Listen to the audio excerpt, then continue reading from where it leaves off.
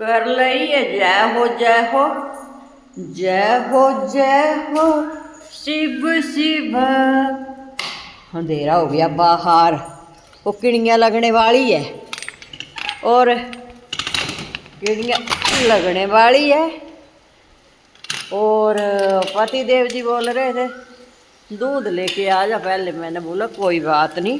हाय बड़ा बड़ा टबाकड़ा पे, ओए जल्दी जल्दी चढ़ो पौड़ियाँ, सटी सटी करते चढ़ जाओ पौड़ियाँ। और बड़ा बड़ा टबाकड़ा पड़ा। पति देव जी रसोई में क्या कर रहे, और कुंडा लगा दूँ और दूध लेने छाते के साथ जाऊंगी मजे से।